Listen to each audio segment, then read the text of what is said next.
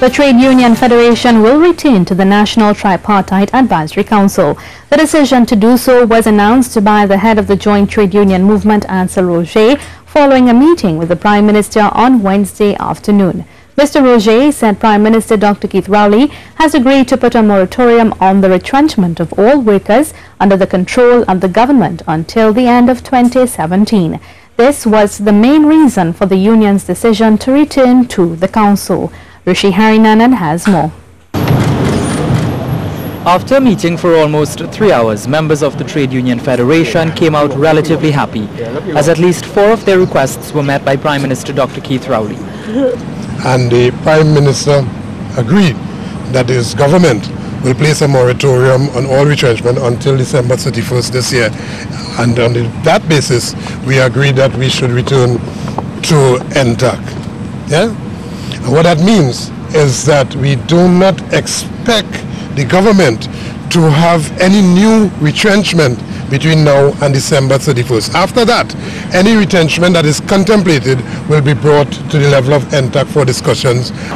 Mr. Roger made it clear that the moratorium speaks only to plans of new retrenchment and not what has already been announced.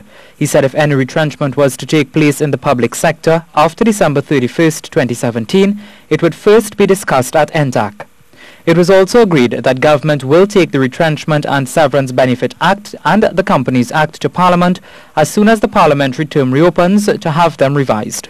At the first meeting of NTAC, when we return to NTAC, there will be a discussion aimed at restructuring NTAC to make it more meaningful, to serve its mandate and purpose and so on.